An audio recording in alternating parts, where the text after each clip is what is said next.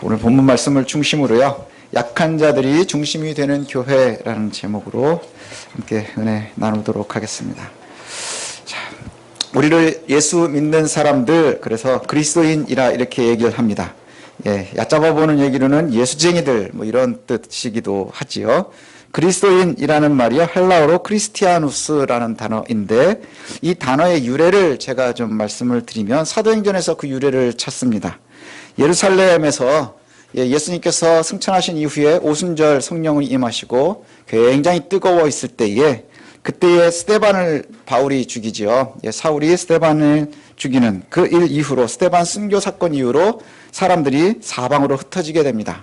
그때 성령 받은 사람들이 사방으로 흩어져서 그때에 이제 가는 곳마다 말씀을 전하는데, 한 가지 룰이 있습니다. 뭐냐 하면, 그때까지도 사람들은 유대인을 위해서 복음이 전해진다 생각을 했어요. 그래서 사방으로 흩어지면서도 유대인에게만 복음을 전했습니다. 유대인들에게만 복음을 전했습니다. 그런데 흩어진 사람들 중에 몇이 안디옥에 갔을 때에 그곳에서 헬라인들한테도 복음을 전한 거예요. 헬라인들한테도 복음을 전했는데, 신기한 것은 뭐냐? 그들이 성령을 받고 예수를 믿기 시작했다는 것이지요. 이 소식이 예루살렘 교회까지 전해졌습니다. 예루살렘에 사도들이 있고 장로들이 있으니까 거기서 잘 회의를 해가지고 거기에서 사람을 한 명을 안디옥으로 파송을 했는데, 그게 바로 바나바입니다. 그 바나바를 파송을 해서 보니까 정말로 거기에 예수 믿는 사람들이 있는 거예요. 예수를 믿었는데, 예수를 믿습니다 하지만 그들이 이제 훈련받고 성장해야 되잖아요. 그래서 바나바가 다소에 있는 바울을, 그 이전에 다메섹 도상에서 예수를 믿고 예루살렘에 잠깐 갔다가 잘 이렇게 배척당해서 다소에 가서 죽은 듯이 살고 있는 그 바울을 다시 부릅니다. 그 안디옥과 멀지 않았거든요. 그래서 다소에 있는 바울을 불러서 같이 안디옥에서 1년 동안 사역을 했어요. 1년 동안 사역을 했으니까 아마 가르치고 또 훈련하고 그랬었겠죠. 그랬더니 1년 뒤에 안디옥에 있는 사람들이 처음으로 그리스도인이라 불리게 됐습니다. 그리스도인이라 불리게 되었다 이렇게 표현을 하는데, 그리스도인이라고 불리게 되었다 하는 말은 사실은 그 당시 사람들의 상황을 보면요, 무시하는 말입니다. 이거 저 예수쟁이들 이렇게 되는 거거든요. 그런데 그 예수쟁이들 할 때에 지금 우리들을 보면서도 사람들이 아이고 저 예수쟁이들 이렇게 얘기한단 말이죠. 그런데 그 예수쟁이들 할 때에 어감이 다릅니다. 어감이 다른 것이 왜 그러느냐? 안디옥이라고 하는 그 교회의 성도들이요, 하는 일들이 그 당시에 아주 특별한 상황을 보면 예루살렘에 아주 기근이 들어서 어려울 때에, 그때에 안디옥에 있는 사람들이 자기들이 본 적도 없는 형제교회 예루살렘을 돕기 위해서 기금을 모아서 전달하기도 하고 이런단 말이죠. 그 당시에는 기부라는 개념이 없었습니다. 다른 사람을 돕는다는 개념 자체가 아예 없는 시대에 이상하게 사는 사람들이 있는 거예요. 그리스도인이라고 어디서 들어보지도 못한 그리스도라는 애를 자꾸 추종하는 그리스도의 추종자들 이런 뜻입니다. 작은 그리스도들 이런 뜻이에요. 그러면서 그 사람들의 삶을 보면서 그리스도인 하면서 손가락질한 거거든요. 근데 그 손가락질은 지금 우리가 생각하면 매우 자랑스러운 겁니다.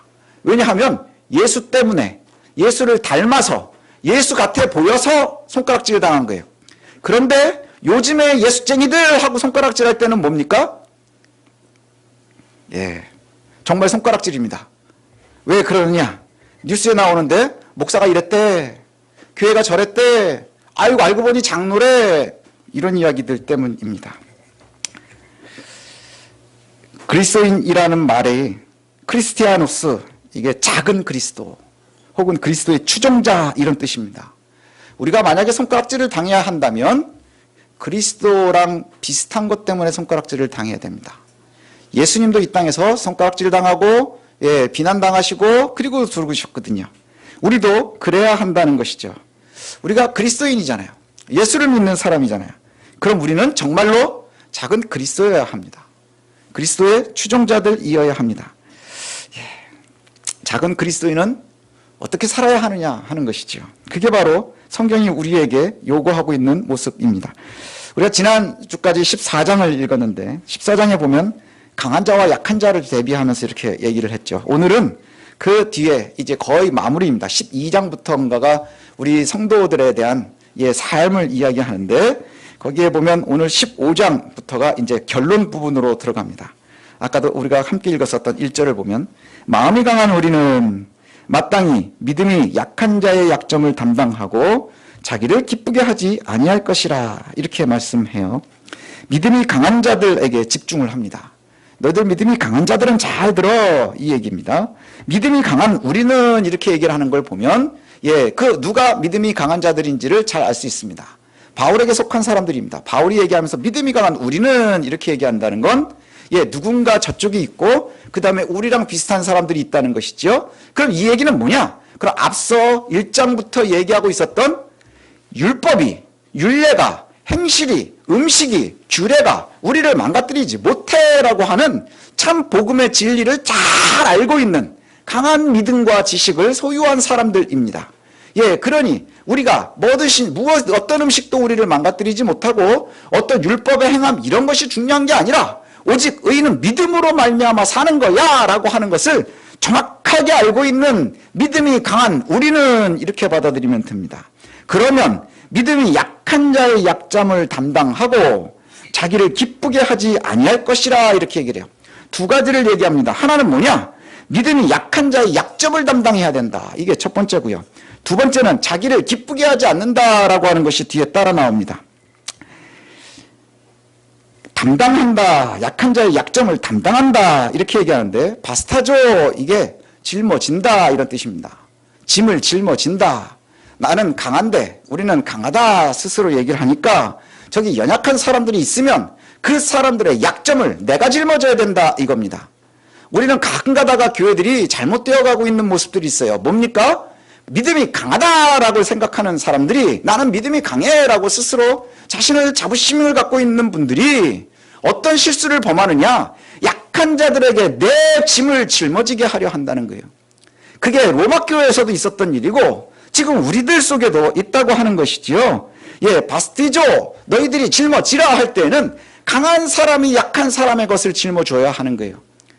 그렇지 않나요? 어디 길을 같이 가려면 짐을 들고 가는데 힘이 센 사람이 약한 사람의 짐을 함께 짊어져야 오래 갈 수 있습니다. 빨리 갈 수 있습니다. 그리고 끝까지 갈 수 있습니다. 그런데 지금 역으로 교회들이 일어나고 있는 일들은 뭐냐? 믿음이 강한 사람들, 힘이 센 사람이 자기의 짐을 연약한 사람들한테 자꾸 지운다는 거예요. 그러면서 너희들 왜 나를 따라오니? 이렇게 얘기하고 있다는 거죠. 절대로 끝까지 갈 수 없고요. 빨리 갈 수 없고요. 잘 갈 수 없습니다. 오늘 본문이 그것을 이야기합니다. 우리는 작은 그리스도입니다. 작은 추종자입니다. 그러면 어떻게 해야 되느냐? 그리스도를 흉내내면서 사는 거예요. 그리스도를 흉내내면서 살아야 되는데 오늘 두 가지를 말씀한다 했죠. 스스로 기쁜 것을 찾아가지 않는다. 그 다음에 약한 것을 갖다가 짊어진다. 이렇게 얘기합니다. 3절로 좀 넘어가 보면 그리스도께서도 자기를 기쁘게 하지 아니하셨나니 기록된 바 주를 비방하는 자들의 비방이 내게 미쳤나이다 함과 같으니라. 자, 3절에서 보니까 그리스도를 모든 신자가 따라야 할 본보기로 제시하고 있어요. 우리가 왜요? 왜 그리스도가 본보기입니까? 우리가 그리스도의 추종자들이니까. 추종자가 뭐예요? 따라가는 사람이니까, 흉내내는 사람들이니까, 우리가 정말 세상에 흩어져 있는 작은 그리스도들이어야 하니까. 그래서 그리스도께서 어떻게 행하셨느냐? 자기를 기쁘게 하지 않으셨다는 거예요. 그러니 너희들도 너희 좋은 거 하지 마, 이 뜻이에요. 왜냐? 너넨 강하니까. 니는 다 알고 있잖아. 이렇게 하는 것이 옳은지 너희들이 잘 알고 있잖아. 그러면 잘 모르는 사람들을 갖다가 그것을 갖다가 자꾸 억누르지 말라. 이렇게 말씀하고 있는 겁니다. 그리스도께서 십자가를 지셨어요. 누구 때문에 지셨습니까? 죄인들 때문에 졌습니다. 그게 우리입니다. 왜요? 우리가 연약하니까. 그리스도께서 십자가를 짊어지셨습니다. 십자가를 짊어지심이 즐거웠겠습니까? 막 설레어서 잠을 못 잤겠습니까?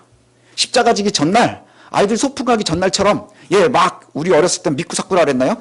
이렇게 배낭에다 김밥 넣고 사이다 꽂아놓고 그리고 나서는 막 잠을 막 못 자면서 막 설레었습니까? 그랬을까요?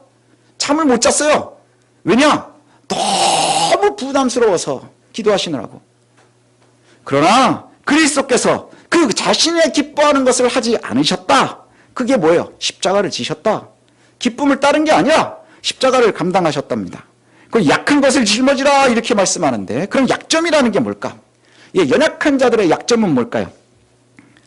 상처받기 쉬운 믿음입니다. 상처받기 쉬운 것, 그게 약한 거죠. 예, 아무리 건드려도 상처 안 받으면 강한 겁니다. 예, 근데 아주 살짝 건드렸는데 아파하면 약한 거예요.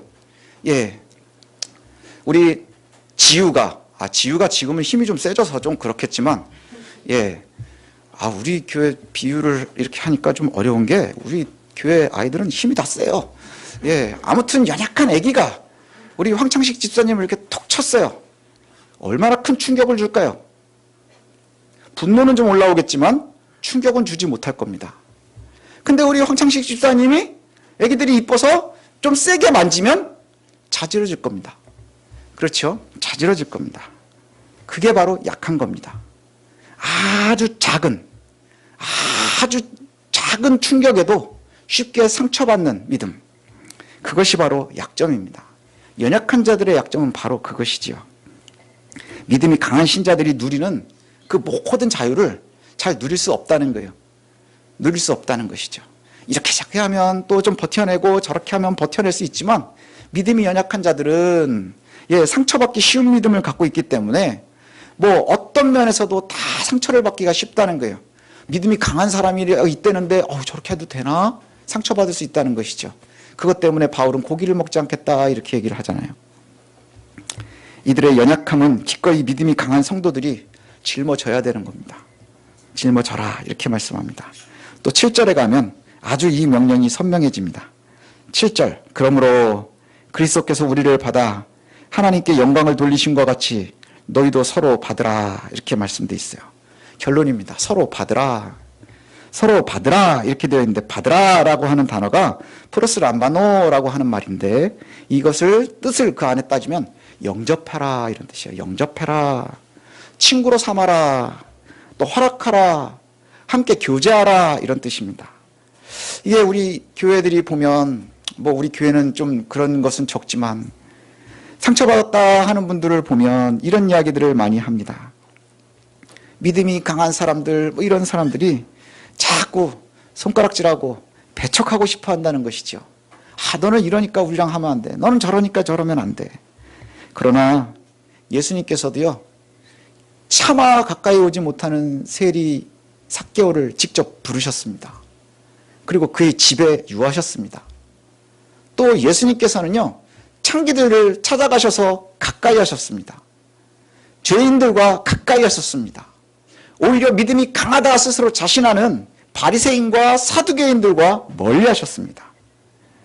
유대인 성도와 이방인 성도 간에 서로 상호 용납하고 일치하라 이렇게 말씀하고 있는 거예요. 또 오늘 우리가 얘기하는 것처럼 하나님께서 우리에게 주신 그 은혜는, 우리가 그리스도인이 되었으니 이제 이것이 정말로 많은 이들에게 복음이 되어야 하고 그들을 살리는데 가장 중점이 되어야 하는 거예요. 그것이 본질이고요. 그리고 그 주변에 있는 여러 가지들은 본질, 비본질이 된다고 하는 것이죠. 옛날에 그 언약의 시대, 구약의 시대라고도 보통 이야기합니다.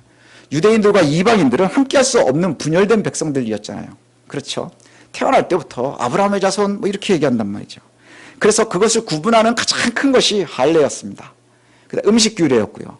그 다음에 절기를 지키는 것, 이런 것들이었습니다.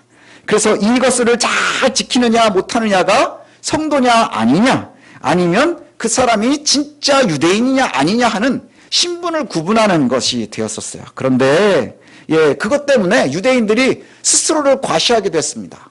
그 성경에 보면 그런 말이 나오잖아요. 예수님께서 기도하는 것을 말씀할 때 바리새인이 와가지고 나는 10에 몇 조를 드렸고 몇 번 금식을 했고 뭐 했고 손을 들어서 저 사람들 다니는 데서 그렇게 기도해요. 왜 그럴까요? 내가 믿음이 강합니다 하는 것을 보이는 거예요. 내가 믿음이 이렇게 강합니다. 그게 신분을 과시하는 거였거든요. 내가 믿음이 이렇게 강합니다. 내가 이렇게 잘 살고 있습니다 하는 것을 과시했어요. 그런데 이제 예수 그리스도의 십자가 이후로는 이 과시가 의미가 없어져 버렸다는 거예요. 의미가 없어져 버렸습니다. 더 이상 유대인들의 특권적인 우월의식이 허용되지 않습니다. 네가 율법을 잘 지키니? 그 다음에 11조를 이렇게 하니? 그것이 너희들이 우월한 것이 될 수 없다라고 얘기하는 거예요. 그리고 또한 이방인들의 아주 자신들이 잘 알아서 내가 정말로 더 예수를 잘 알고 있지라고 하는 의기양양한 모습도 더 이상 허용되지 않습니다. 하나님의 새로운 백성을 정의하는 것은 이제 율법도 아니고요, 굴레도 아니고요, 행실도 아닙니다. 어디에 있느냐? 너가 예수를 믿느니? 너가 정말로 하나님의 백성이 되었니? 라고 하는 것은 믿음과 성령 안에 있는 거예요. 네가 믿니? 성령이 너와 함께 하시느냐? 거기에 있는 거예요. 그래서 로마서 14장 7절에 17절에 지난주에 우리가 읽었었던 거기에 보면 하나님의 나라는 먹는 것과 마시는 것이 아니라 뭐라 그랬어요? 오직 성령 안에 있는 의와 평강과 희락이라. 먹고 마시는 게 아니라 그리스도 안에서 의와 평강과 희락이라. 의는 뭐예요? 바른 것. 평강은 행복한 것. 희락은 즐거운 것이에요. 우리가 하나님 앞에서 자유로운 거예요. 왜요? 자유를 얻었으니까, 구원받았으니까, 죄로부터 속죄를 받았으니까 우리에겐 모든 것이 가한 겁니다. 그러나 문제가 있죠. 왜냐? 사람들이 성품에 따라서, 각 나라의 문화에 따라서 하나님의 나라를 경험하는 방식들이 다 다르다는 거예요. 다 다르다는 거예요. 그들의 믿음에 표현하는 방식도 다 다르다는 겁니다. 그러므로 서로 비판할 수 없다는 것이죠. 우리나라 고유의 아주 독특한 신앙의 스타일이 있고요. 아프리카 성도들이 독특한 신앙의 스타일이 있고요. 유럽 성도들의 아주 독특한 신앙의 스타일이 있습니다. 무엇이 가장 옳은 걸까요? 그 스타일이 아니라 안에 믿음과 성령에 있다는 거예요. 그러니 우리가 뭘 해야 되는 건가요? 다 인정하는 수밖에 없다는 것이죠. 용납하는 데 있다. 우리가 지난 시간에 얘기했던 아디아포라의 이야기입니다. 그러면서 이 말씀을 하죠. 율법과 절기와 할례가 우리를 가르지 못하는데 문제는 그럼에도 불구하고 예수께서 할례의 추종자가 되셨다, 이런 표현을 해요. 할례의 추종자가 되셨다. 8절과 9절의 말씀을 제가 읽어드리면, 내가 말하노니 그리스도께서 하나님의 진실하심을 위하여 할례의 추종자가 되셨으니 이는 조상들에게 주신 약속을 견고하게 하시고 이방인들도 그 긍휼하심으로 말미암아 하나님께 영광을 돌리게 하려 하심이라 기록된 바, 그러므로 내가 열방 중에서 주께 감사하고 주의 이름을 찬송하리로다 함과 같으리라. 예수님께서 구원에 더 이상 율법이 필요 없는데 예수님도 할례를 받으셨다는 것이죠. 그래서 할례 추종자라 이렇게 표현을 합니다. 왜 예수님이 굳이 할례를 받으셔야 됐을까? 왜 할례의 추종자가 되셨느냐? 그것이 바로 약한 자의 약점을 짊어지심입니다. 왜냐? 유대인들은 그래야 마음이 편안한 거예요. 그래야 하나님 앞에서 온전한 것 같은 거예요. 제가 지난주에 잠깐 말씀드렸었던 것 같은데, 연세가 많이 드시고 아주 보수적으로 신앙생활 하시는 분들은 지금도 주일날 돈 안 쓰시려고 하거든요. 그걸 우리가 손가락질할 수 있습니까? 아니요. 그것을 우리가 보호해야 한다는 거예요. 새벽기도나 금식기도나 큐티를 하는 것이나 이 모든 것은 내가 은혜 받는 통로인 거예요. 내가 은혜 받는 것 통로인 거예요. 그것이 보기에 자기랑 스타일이 안 맞는다고 손가락질할 수 없는 것이고요. 그것이 안 맞다고 해서 그것을 갖다 거부할 수 없는 것이죠. 우리는 오히려 함께 짊어져야 될 의무만 있는 거예요. 네가 기쁘니? 너는 큐티하는 게 훨씬 기쁘니? 새벽기도는 별로 재미없니? 그래도 큐티를 아니라 새벽기도도 짊어질 수 있어야 되는 거예요. 그것이 바로 올바른 모습이라는 것이죠. 하나님은 한 분이고 복음은 같지만 많은 사람들이 각자 은혜 받는 스타일들이 다 다르단 말이죠. 다 다르단 말이죠. 은혜의 방편과 성도의 믿음은, 방법들은 모두 다 다를 수 있다는 거예요. 그래서 누가 어리석고 누가 잘났다라고 얘기할 수 없다 하는 것이죠. 혹시 스스로 신앙의 연차를 자랑하면서 또 교회의 직분을 막 오래 얘기하면서 누군가 연약한 것에 이렇게 손가락질하고 또 그 다음에 그것을 갖다 지적하는데 익숙합니까? 혹시라도 내가 거기에 익숙하다고 하면 가장 기본적인 예수 추종자, 작은 예수, 작은 그리스도로서의 자격이 좀 미달인 거예요. 자격이 좀 미달이라는 것이죠. 왜냐하면 오늘 말씀이 그렇게 얘기하고 있기 때문입니다. 1절과 2절을 다시 한번 제가 읽어드리면 믿음이 강한 우리는 마땅히 믿음이 약한 자의 약점을 담당하고 자기를 기쁘게 하지 아니할 것이라. 우리 각 사람이 이웃을 기쁘게 하되 선을 이루고 덕을 세우도록 할지니라. 이렇게 말씀한다는 거예요. 그러면 믿음이 강하다 스스로 생각을 하고 있으면 연약한 자들을 보면서 함께 위로하고 받아들이고 그것을 갖다 용납할 수 있는 그것이 필요하다는 것이죠. 죄가 아니니까. 죄인들에 대해서 얘기하는 게 아니죠. 믿음의 스타일에 대해서 얘기하는 거예요. 믿음이 강한 성도는 스스로의 기쁨이 아니라 연약한 자의 약점을 짊어지는 것이 의무입니다. 여러분 믿음이 강하다고 생각하십니까? 그러면 짊어질 생각을 해야 되는 거예요. 혹시 내가 믿음이 연약한 사람을 보면서 그것을 갖다가 용납하지 못하고 자꾸 손가락질을 하게 됩니까? 그러면 오해하지 마십시오. 믿음이 강한 게 아닌 거예요. 믿음이 강하지 못한 겁니다. 혹시 그렇지 못하다면 믿음이 강한 것이 아니라 본인이 연약한 것이니 잠잠해야 되겠죠. 잠잠해야 되겠죠. 그리스도께서 십자가의 고통으로 죄인들인 우리를 모두 용납하셨습니다. 이 모습 이대로, 죄인된 그 모습 그대로. 그리고 우리에게 요구하는 것은 하나님의 나라를 바라보며 끊임없이 변화되어 가는 것을 바라는 거예요. 그러니 예수께서 십자가에 지시기 전에 우리에게 이렇게 명령하셨거든요. 십자가에 지시기 바로 직전에 가룟 유다가 배신하고 도망간 다음에 그 사이에 하신 말씀이 바로 이거예요. 내가 이제부터 너희에게 새 계명을 준다. 옛 계명이 아니라 지금까지 너희들 붙잡고 있었던 그 계명이 아니라 새로운 계명을 주는데 그 새로운 계명이 뭐예요? 너희가 서로 사랑하라. 너희가 서로 사랑하고 너희가 서로 용납하고 너희가 서로 사랑하면 그러면 비로소 너희가 세상에서 내 제자인 줄을 알리라. 그것을 본 안디옥의 주변의 이웃들이 안디옥에 있는 성도들을 보고 야 저놈들이 예수쟁이구나 이렇게 손가락질을 한 거예요. 그 손가락질을 우리가 받아야 되지 않겠습니까? 그러면 군림하는 것이 아니라 섬김에 있는 겁니다. 너희가 서로 사랑하라. 너희가 서로 사랑하면 그로써 너희가 내 제자인 줄 세상이 알게 되는 겁니다.